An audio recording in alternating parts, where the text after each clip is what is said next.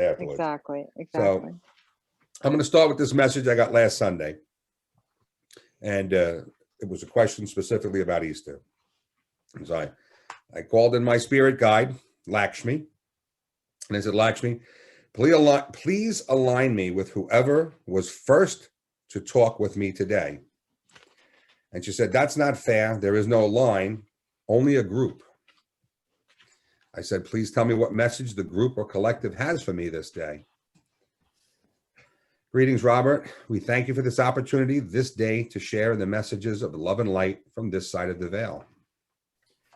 Let us begin by thanking you for your diligence in spreading the messages provided. You have lifted many boats and will continue to do so with each passing moment of each passing day. The efforts put forth by you are most commendable in the highest sense of the word, and we are delighted. I asked what can be said about today, about Easter. Today is a great day of unification.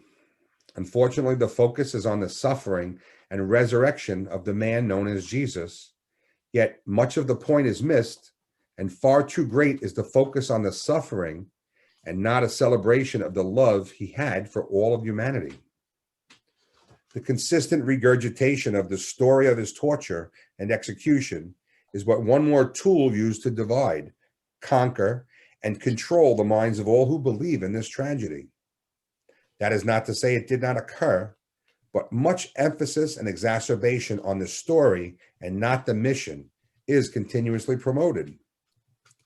Life is eternal, love is eternal, and that is the greater message of the Master he was attempting to convey. Suffering comes in many forms, physically and mentally, and that is a type of control, either by yourself or another. When one constantly replays memories and events in their head, the torture continues. That is why it is so important to release those thoughts and memories as soon as possible, thus making room potentially for a better and more positive experience and memories to take root. When memories are implanted within one's mind by another, it is just as powerful and equally debilitating to the mind and the psyche. Control is the goal when stories and recollections of past events cause one to live in fear. Isn't it quite interesting that man has been taught to fear the Creator? Yet the Creator is you. That is quite the conundrum, is it not? It is equivalent to biting off your own hand because you accidentally knock something over with it. It is madness, and from our vantage point, we are amazed at how self-destructive humanity is to itself. Thankfully, the time has come to release those controlling and self-destructive stories from our midst and begin the resurrection of man, the freeing of the mind, and the liberation of the soul from the circle of control and manipulation. The story of his passing is just that, a story, and it is time to revise and edit the book. Imagine if it actually contained a happy ending and the conversion of the masses happened instead of the death of a message. How different would the last 2 millennia have been? Heaven on earth would have begun much sooner, and so much anguish and suffering would have been avoided. So as you and we ease humanity into this next chapter, great will be the release of so much that has kept man trapped through fear and the ultimate punishment of a God. Instead, all will have the opportunity to come to the realization of their true divinity as more and more light energies are poured down upon humanity. The activation will spur the realization of those who are ready for something more, something better, and no longer desire to be manipulated and controlled by religions, stories, and beliefs. Each soul has the opportunity to look within and rediscover the truth of their being and the liberation that it provides. So we ask that you please continue to share in the information provided and trust in the love of God and the power of prayer to uplift and release humanity from the grips of the mind. And what better way for that to occur than with the use of the violet consuming flame? Continue to inform all who inquire of its effectiveness and rapid results when used. It is by far the best method for releasing all that binds humanity and limits their belief in themselves. Approach each day with excitement and the expectation of only good things. Do not let the fear of another affect you and your desire to spread the joy, spread the love, and know the truth of your being. We love you and honor you, dear one, the collective of one. So that message, I mean, to me, I pick one line of thought in that, and that line is, the more we replay the events of 2,000 years ago, and we're only focusing on what happened and not the message, we continue to play that song over and over and over again. And that goes for everything in our lives. If we keep replaying the terrible thing that happened to us, the accident, whatever that is, every time you put yourself in that victimhood or that memory, you just perpetuate that same thing over and over again. So it's so important for us to just release that aspect of the story. Jesus was here to give us a message. His message was of love and light, to let us know that we're all divine beings, okay? And it wasn't to start religions. It wasn't to start all of these things that have evolved from that. It was to teach us that the God resides within all of us. We all have the ability to connect. Spirit is there. It is us. We are it. It's oneness. And so to me, that's the main theme in that. And I guess it's because the ramp up to the holiday last week, you know, in the Christian faith, the Greeks, it'll be in 2 weeks, and every religion has a different date for Easter, right? Well, many of them do.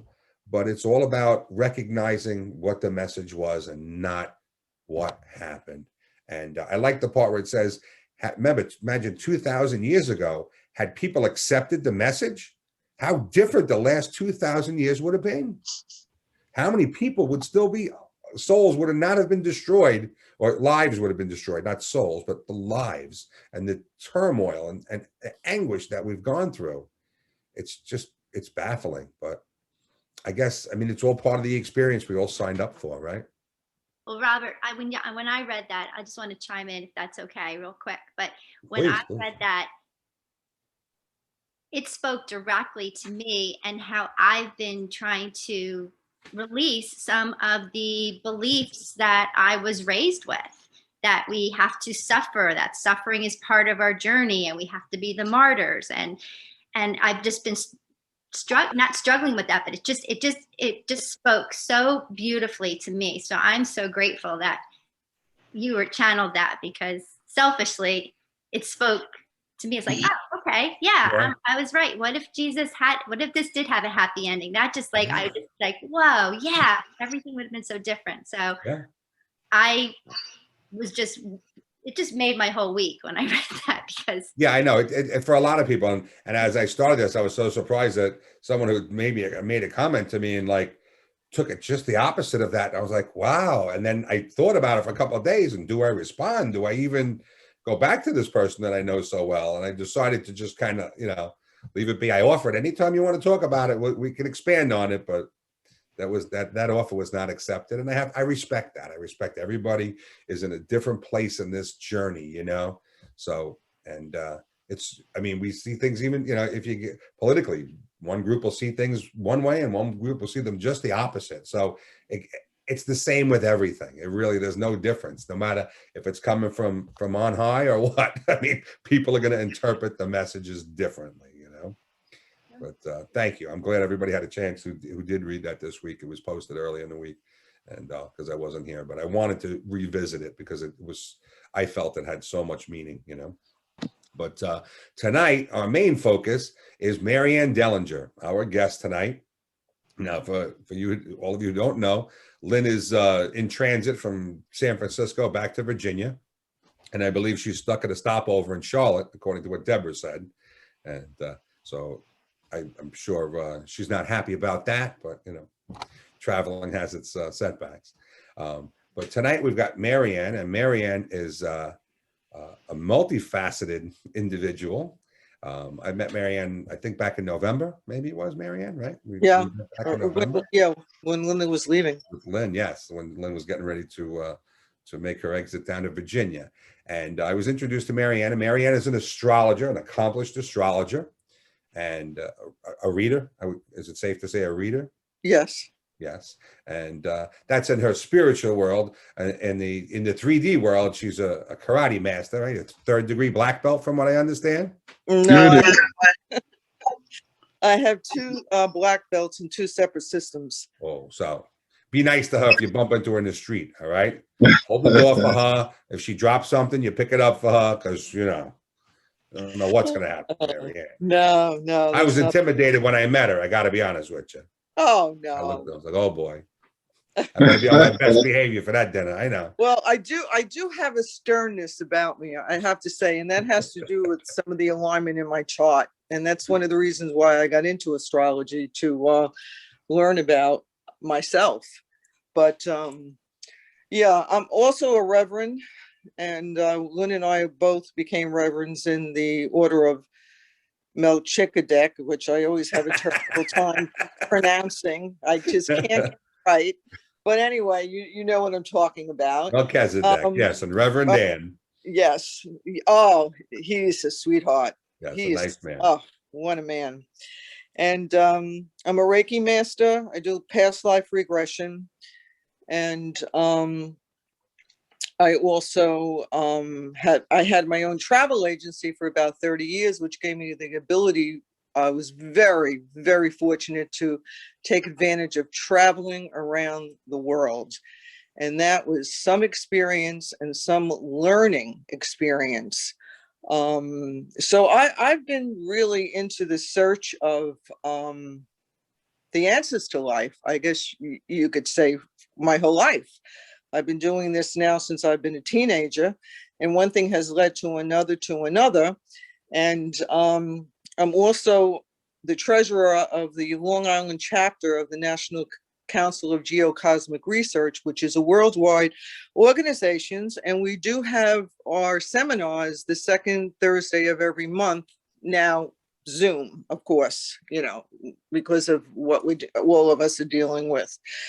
So I don't know who knows about astrology, who doesn't, but I would like to give everyone some kind of a little lesson, like a 101, because there's a lot of confusions. Like Rob, when we were talking and I was telling you Aries rules the 1st house, and you said, oh yeah, I need to get an understanding of that.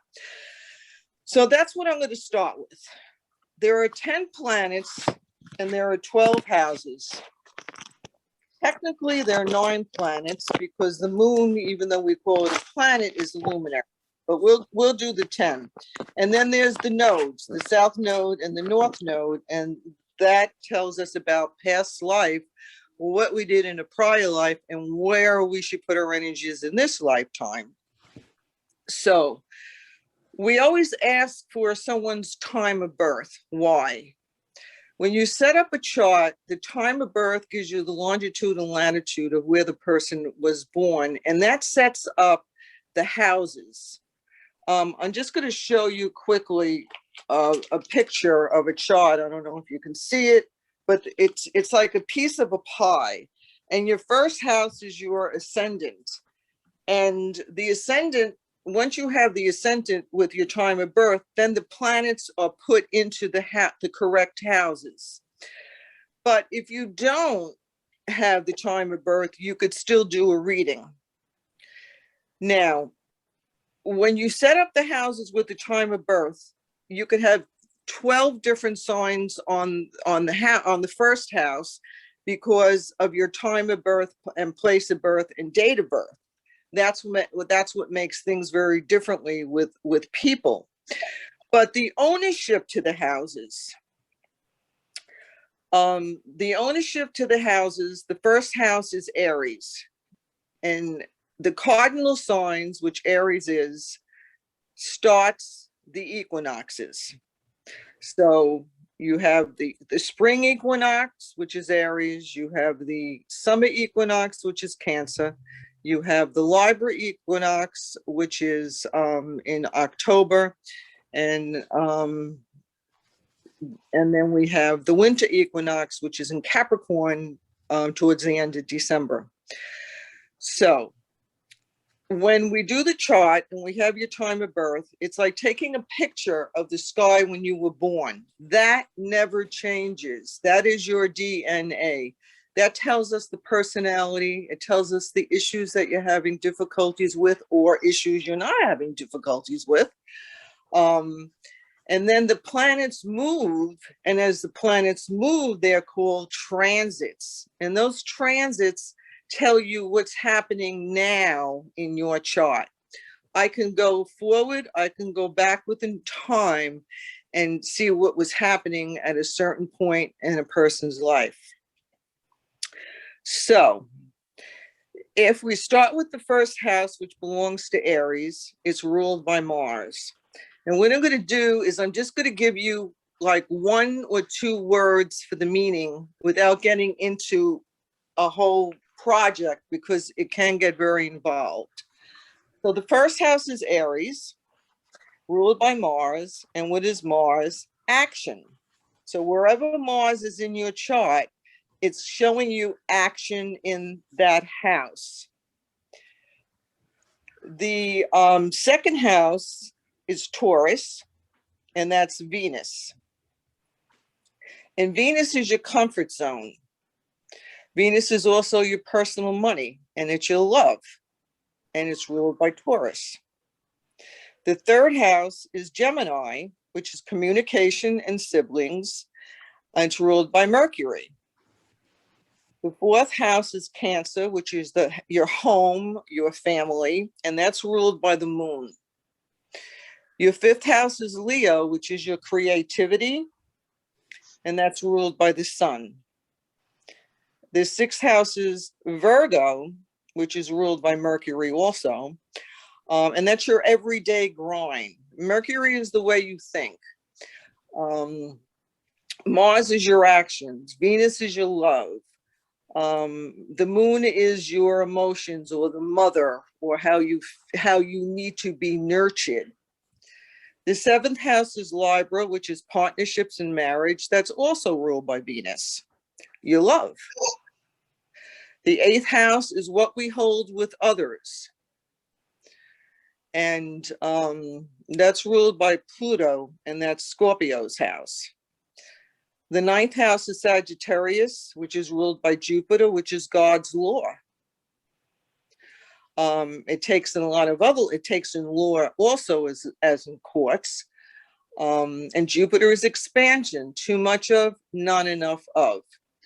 The 10th house is your career or how the eyes of the world see you, and that's Capricorn. That's the tippity top of the chart. The 11th house is Aquarius, ruled by Uranus.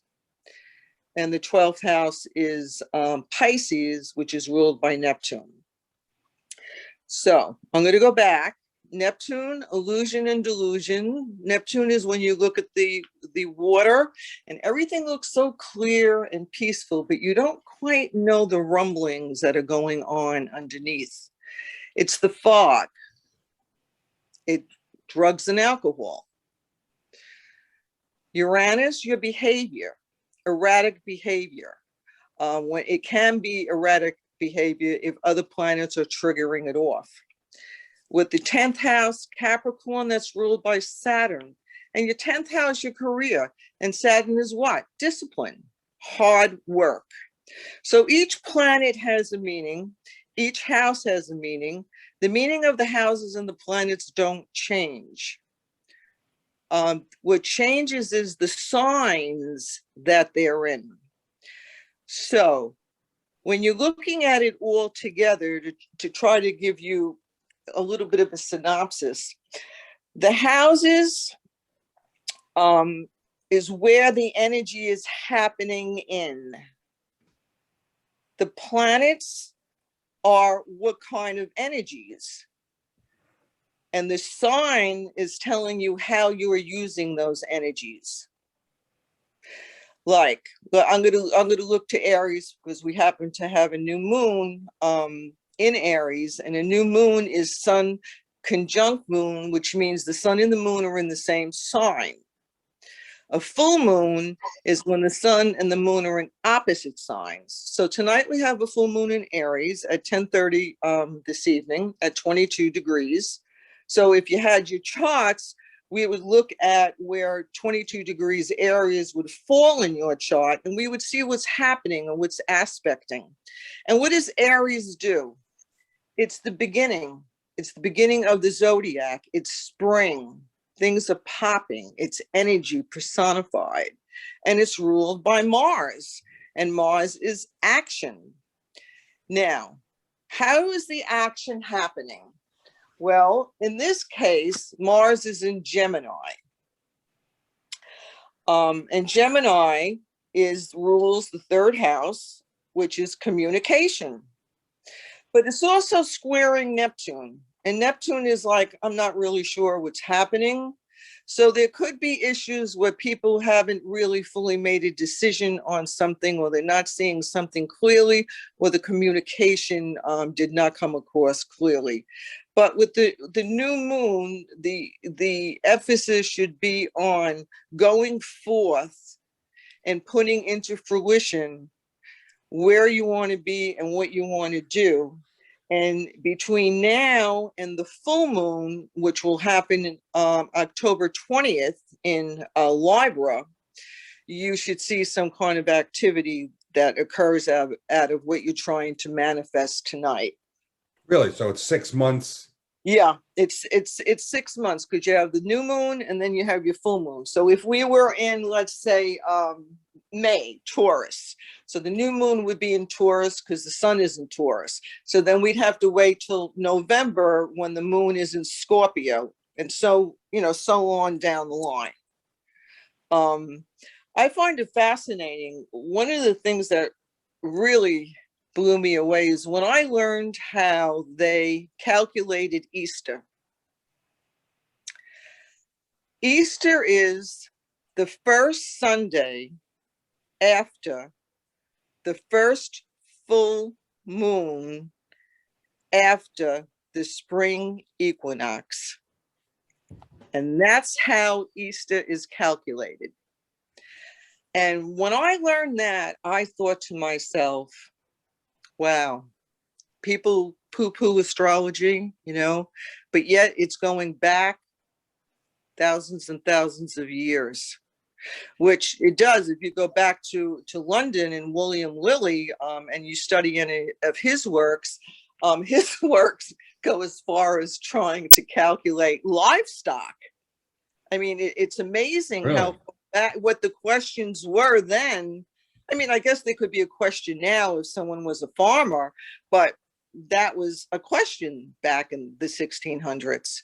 So it really goes back, and it really can give you a lot of information.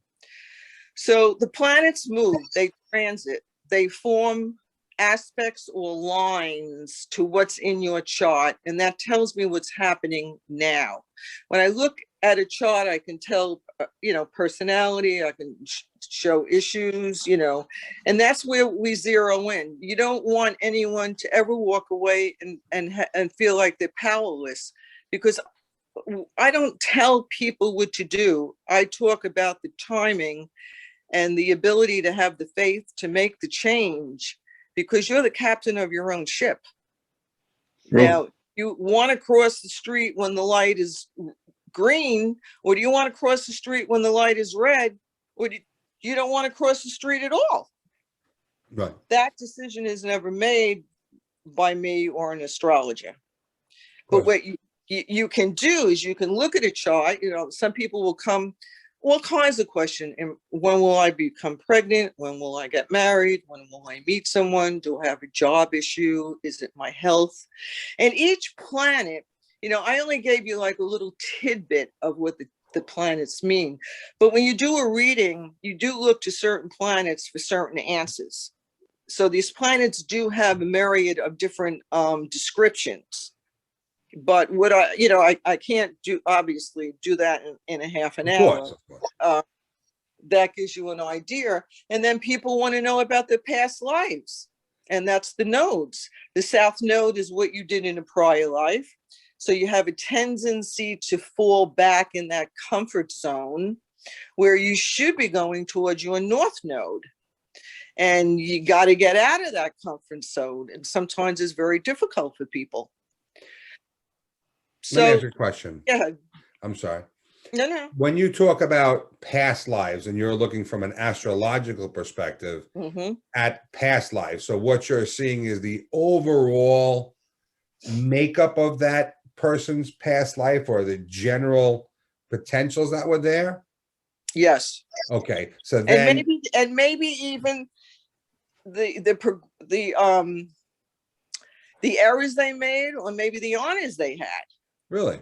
It doesn't always have to be. See, that's the other thing with astrology. People fear it because they think, oh my God, I don't want to know, it's bad. It doesn't have to be bad.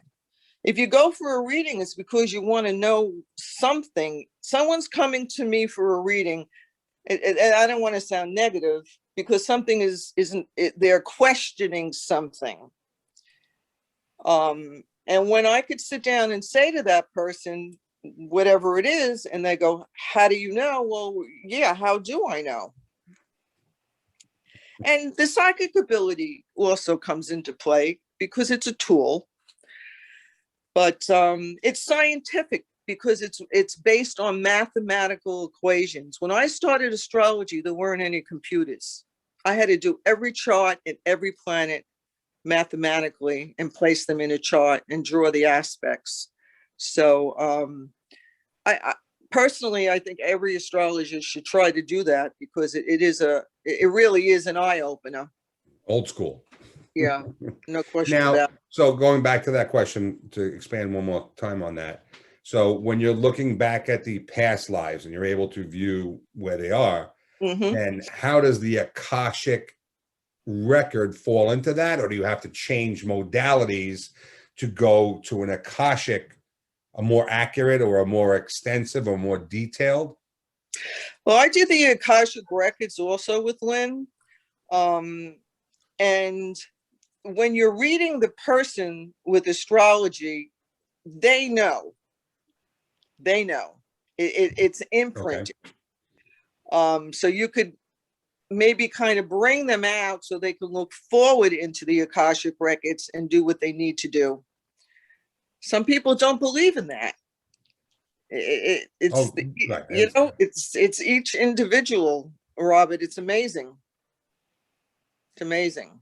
Does So, anyone have any questions thus far? Before we go any? No? Okay. Keep going, Marianne. okay.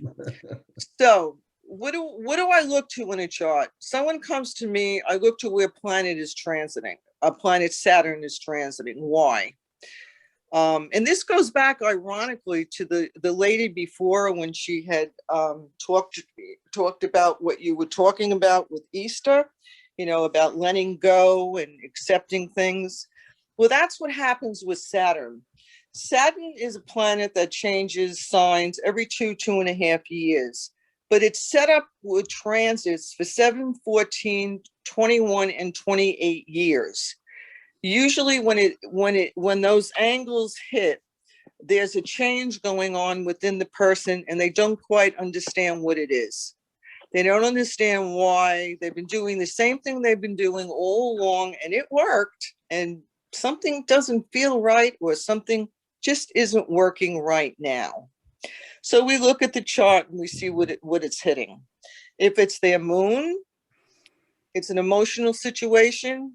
It could be a decision about a relationship. It could be an issue with a female. It could be something they're dealing with their mom. If it's on their sun, the sun is your personal self. The sun is your spirit. No matter what sign you are your spirit. But what colors that, and that's why I don't do what they used to call cookbook astrology, where you do the horoscopes for the month or the week, and they're correct. But if your sun isn't getting hit with something, it's not going to mean anything, because there's nothing hitting it. That's why you need to look to Saturn, the moon, and you have to look to the sun, because those are the strongest planets where people start to reevaluate their personal self.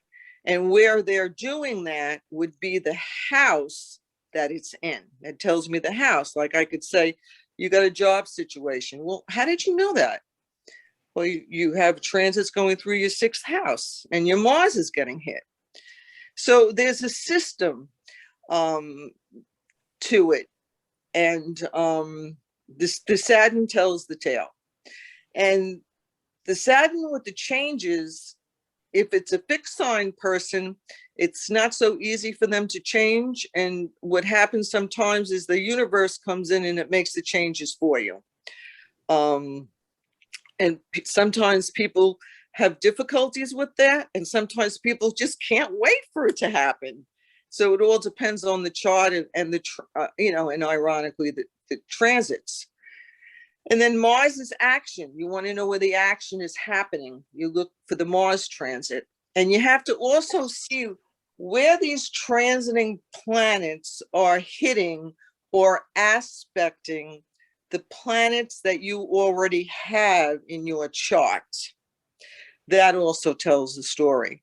Like if we look at the chart of the United States, the chart of the United States, we're a Cancerian country. Our moon is in Aquarius and our Pluto is in Capricorn. So what does all this mean? Well, for starters, we're going through our first Pluto return. And what does Pluto do? Pluto knocks things down almost to the point of destruction. But it will rebuild in a different form.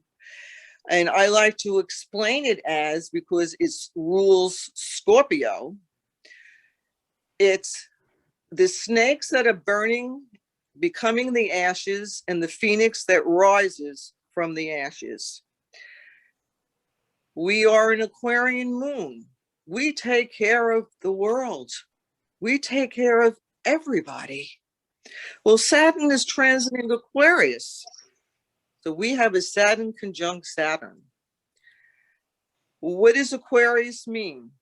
Aquarius is out for mankind, helping other people, helping one another.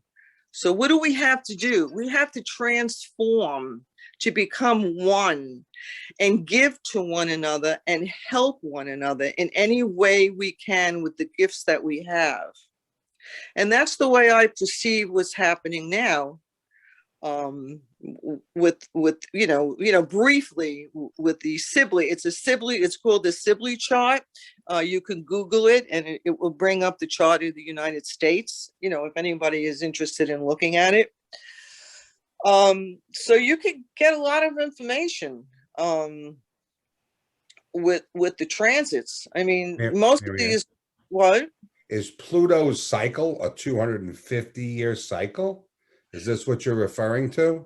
Yeah. So our inception of 1776. Right. Each planet is I think it's like technically 248 or 244, something like that. But each planet has a cycle. Like the Sun, Mercury, Mars, and Venus usually a 30-day cycle. The Sun does not retrograde, but Mars, Venus, and Mercury will retrograde, which means at some point within that 30-day span, they spin in a spot and they kind of go backwards.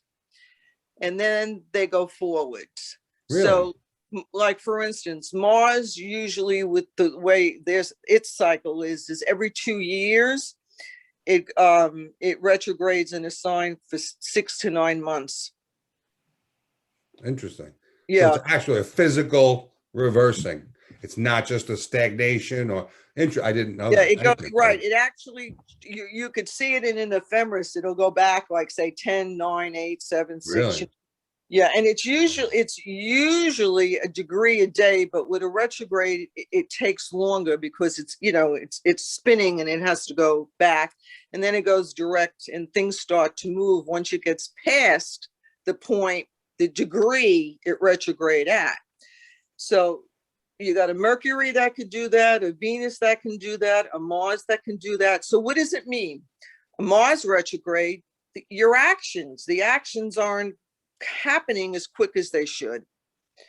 A Mercury retrograde. Well, I'm sure everyone has heard about a Mercury retrograde. The theme is don't sign anything. But Mercury retrograde also reveals. So in other words, don't sign anything, but you really have to look very carefully at what you're doing and what you're reading, because you're going to be getting some kind of information. So it's revealing something that maybe you didn't see before. And Venus has to do with love, luck, and money. And she goes retrograde. Saturn is about every 2.5 years. So if people have, let's say, for instance, a Saturn, a moon, and a sun sign, and each one of them Saturn is hitting, which I've seen, it's like a domino effect. Like 1 year, 2.5 years, the sun is getting hit. Another 2.5 years, it's the moon. Another 2.5 years, it's the Saturn. Or people could have all three in the same sign or quadrant, and that gets hit. It's all patterns. It's patterns that you're reading, but each one has its own cycle. Now, those patterns, are they constantly evolving, or do they actually repeat word for word, moment for moment? You know what I'm saying? Are they always expanding in an expansive system? So the pattern of last year, this year's might be a little similar, but it's always going to be a little different, never exact? Or do things happen exactly the same, you know, in cycles? Exactly the same, maybe not exactly the same, but dealing with a similar situation. Like in 1918 with the flu, a couple of the planets in transit was similar to what we have now. Really? Oh yeah. And and a lot, I mean, I don't do this for the stock market, but I have a friend that does, and it's amazing how he and there are books also on it, how people use astrology, you know, in the stock market. It's just cycles. It's all about, and think about it. Trends. Yeah, and think about it. It's cycles.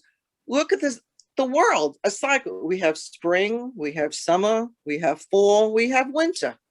So it's a cycle. But is every year our spring the same? No, but Right. every year at this particular time, spring happens. So I guess that's the best way I can explain to give you an answer. Well, thank you. That helps. Okay. Thank you. You're welcome. Anyone else have any questions, please? I don't want to capitalize on this myself. So it's no, all right. It's interesting because you were talking about cycles, and what kept popping into my mind was,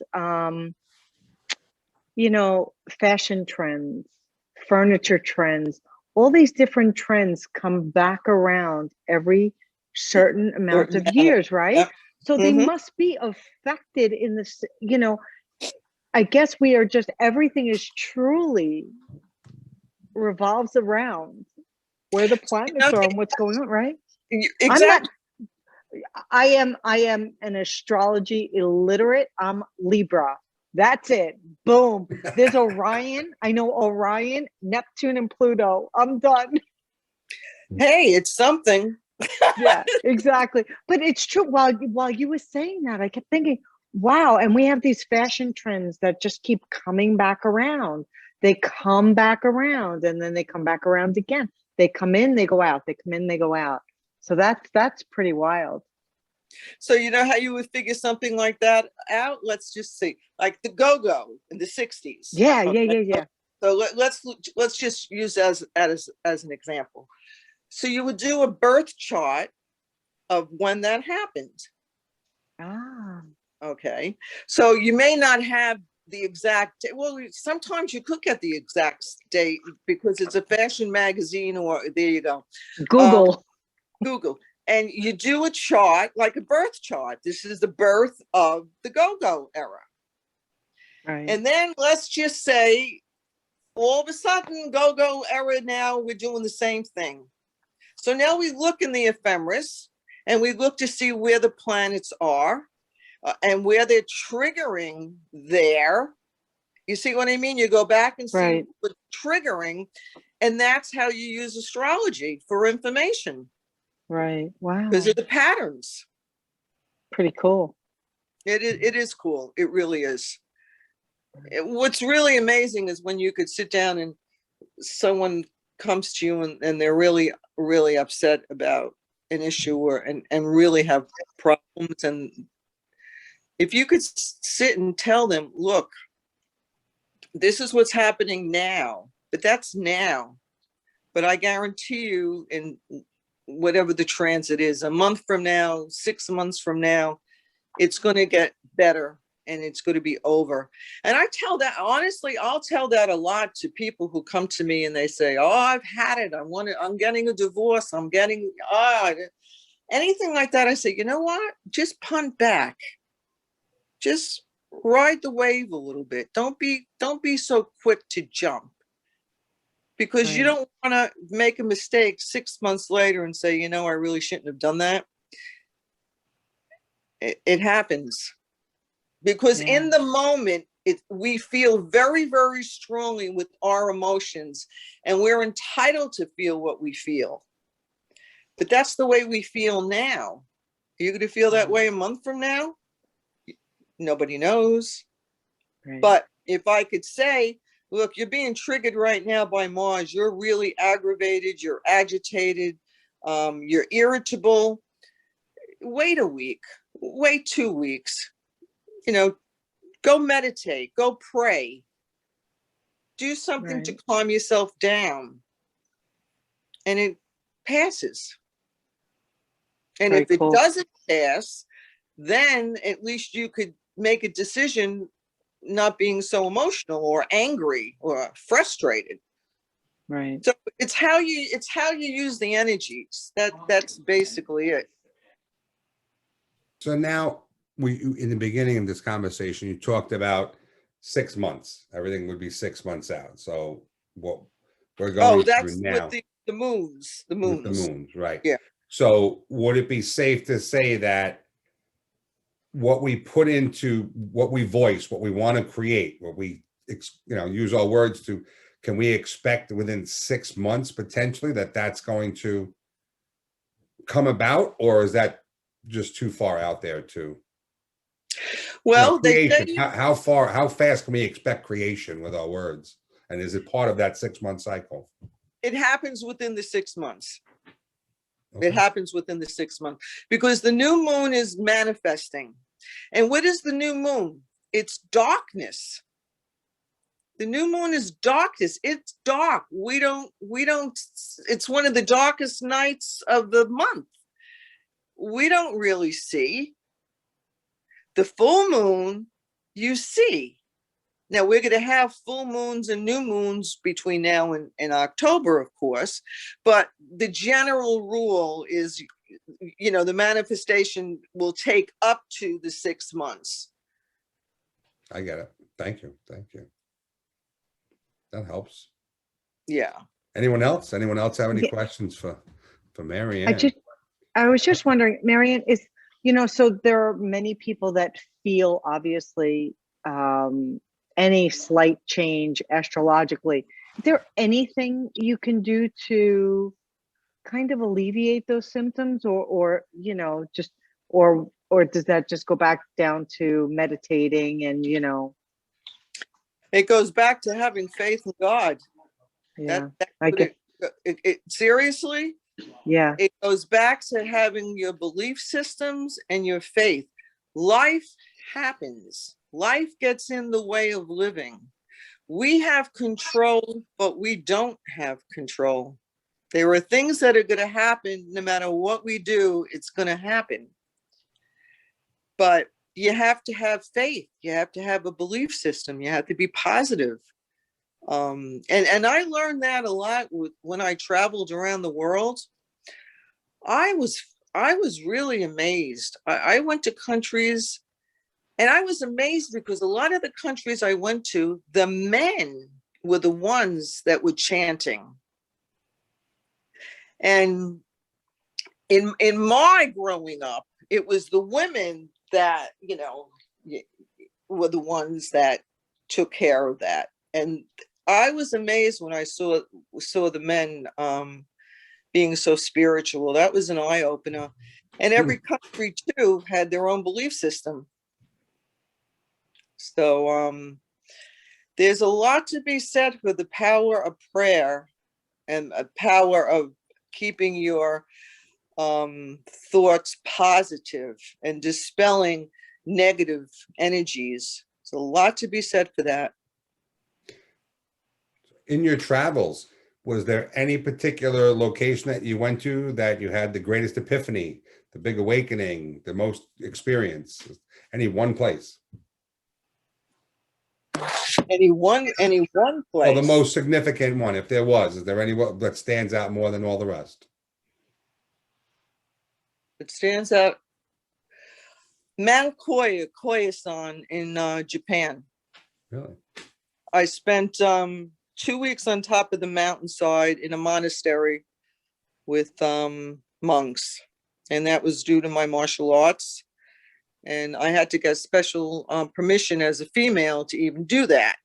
But that was like Jack and the Beanstalk, because we started at the bottom of the mountain and you literally went around and around. It took us a whole day to get to the top. And then I got to the top, and here's this incredible monastery. Like, where did this come from? And they had their gardening, their Zen gardens, their regular plant garden. It was amazing to see. It really was amazing to see. And I was lucky enough to spend a lot of time there meditating and learning, and it was beautiful. How long ago was that? And when I left, the monk Cartouche hand wrote me a scroll with the ways of Buddha on it. Yeah. Wow. What a gift. What a gift. Yeah. That's amazing. Yeah, Because everyone has that spot that they remember. I know for Lynn, she was in Egypt. She was at one of the pyramids and had her awakening, or somewhere in Egypt, and she had her great epiphany with Hathor. Everyone has it differently. Yeah. But I mean, there's so many places. Egypt. I've been to the Vatican. Oh my God! I had Palm Sunday Mass with Pope John Paul. That man, his energies.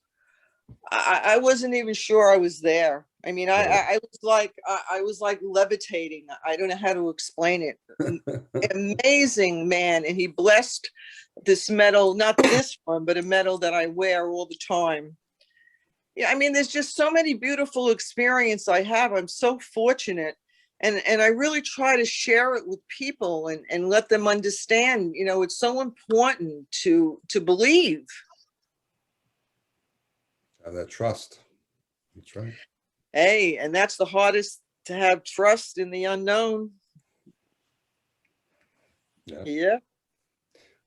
So, Marianne, where can everyone find you going forward? Well, I have a website. It's www.mariannedellinger, DELLINGER.com, or my phone number is 631-875-7235. Better to text me, because half of the time my mailbox is full. And my email is celestialsrealm@gmail.com.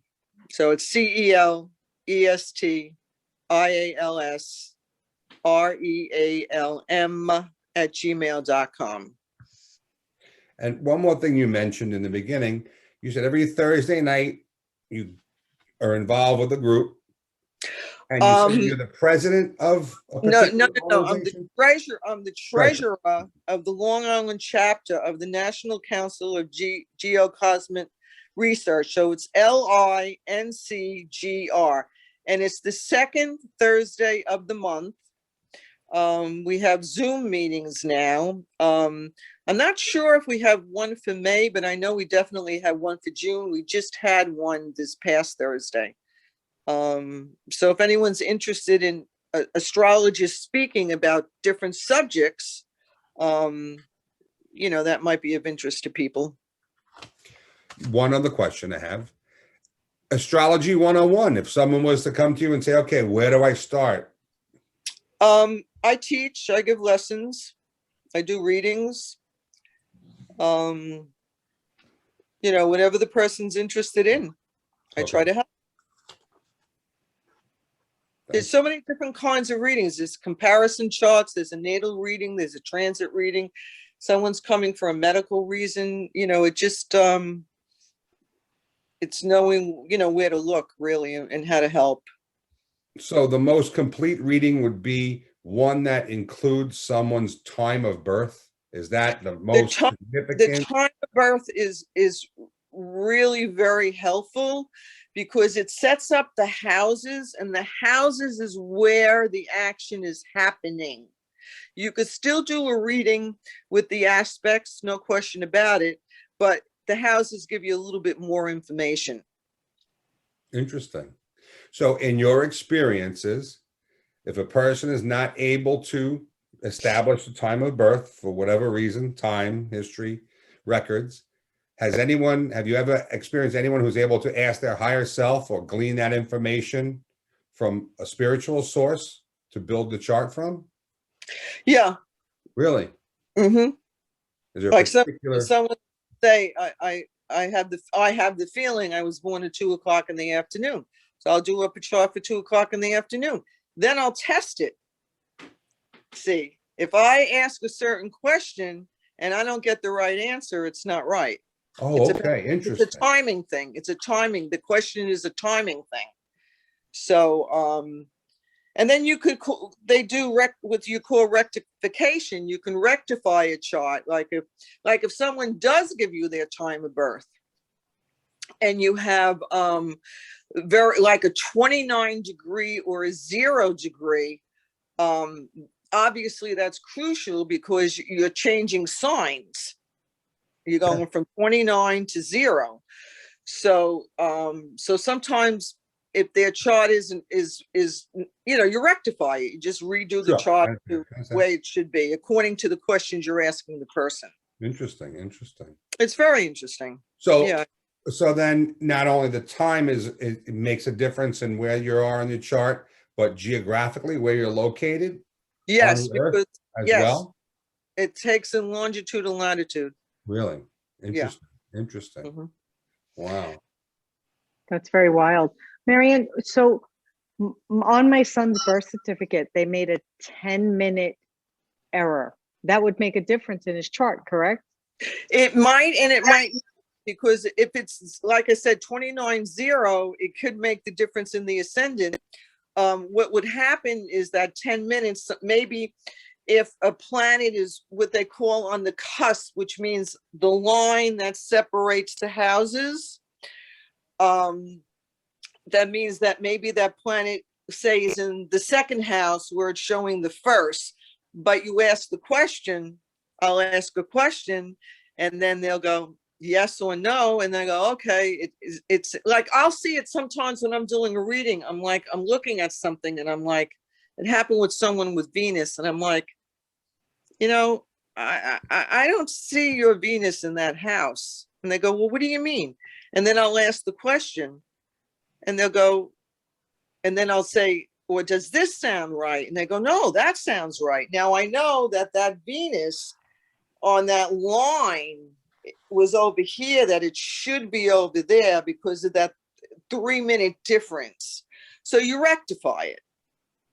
But the 10 minutes you could deal with. It's when you're dealing with hours, because it's every 2 hours where what they call the ascendant changes. It takes 2 hours for that to move. So it's a I 2-hour gotcha. window. I So got, the 10 minutes yeah. might not Right. necessarily be that important. It's really Right. a 2-hour span. It can be with, say, Interesting. a planet if it's near the cusp of a line, a house. Right. Wow. Interesting. Very cool. Very cool. There's so much. I mean, we haven't even scratched the surface on astrology. Hopefully, We Marianne need will like be a able to- 6-week course. Yeah, and add more to it as we go forward with this. I really, Yeah. really appreciate you joining us today for this. I thank you so much for having us, me, and on a new moon to boot. That's incredible. So, okay, what can we expect this week from an astrological standpoint? We're entering Aries in about an hour and a half, an hour hemisphere, an hour. A lot of action. Things are going to, start moving. Things aren't going to be as stagnant because it's Aries. So hold on to your hats. And I have some But messages to say that. also with Aries, and I'm not trying to be negative, Aries sometimes could be, we all have our positive and we all have our traits that we need to work on, no matter who we are and no matter which sign we are. But because it's Mars and because it's Mars rules Aries, and we have Venus going into Aries, I think tonight or tomorrow. We have, in fact, I have the chart right here. We have the moon at 22, the sun at 22, Venus at 26. So we have a lot of Aries, and Mercury also is in Aries at 14 degrees. So we've got 4 planets in Aries. Uranus is in Taurus at 9 degrees. That's squaring Saturn. So things, may take a little time, but it's going to move. And you got a Mars square Neptune. So we have to just be not too quick to jump in, evaluate it. Even with driving is Mars, and it's in Gemini, and Gemini is transportation. So it could be very simple. Somebody may look and say, oh my God, I didn't get my car registered. Right. Sure. Doesn't have to be bad, or it needs an inspection. That's what I mean. It doesn't have to be bad. Of course. Don't expect the worst. Right. But expect great things. That's what I. But it's the beginning. It's the beginning. Yeah. Aries. So it's a good time to start planting that garden, or should we wait a little more? I'm sorry. The garden, is it time to plant the garden, or should we wait a few more weeks? Well, technically, they say you shouldn't do it until after Mother's Day. Okay. Technically, that's what they say. But we had this beautiful weather for the past couple of weeks, and now this week, we need the rain. We do need the rain, but they say technically after Mother's Day is when you should plant. But you can plant inside. You could do your seedlings inside and then take them out. Yeah. Okay. That's what a lot of people do. So much.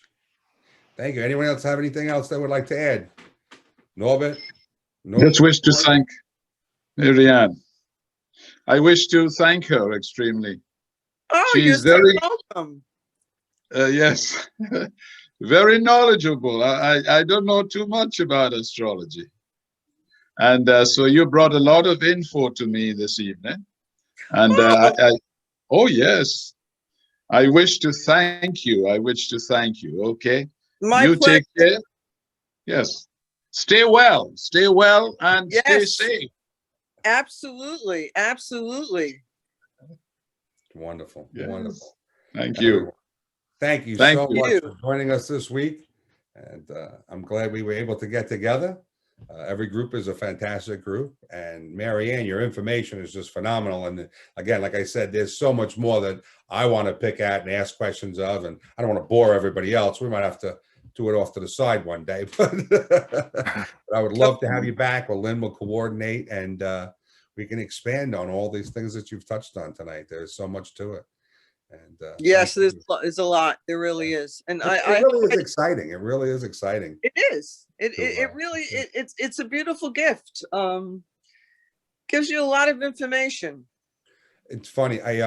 I listened to a gentleman channel Saint Germain a few years ago, and Saint Germain said he was very much into astrology early on in his incarnation, I believe in the 1700s. And he said that he would make these charts and keep making the charts, and every day he'd sit at the charts and they would expand and more and more and more. And finally he just said, I've had enough of the charts. I'm just going to let life take its course. I'm going to stop trying to plot it and just let it go the way it is. And I thought that was very interesting for someone, you know, who was so involved in it for so much and so much of his time to just say, I've had enough. It's just it never ends. It never stops. And I thought that was funny. Do you ever get that way? Do you ever get like, I've had enough of these charts?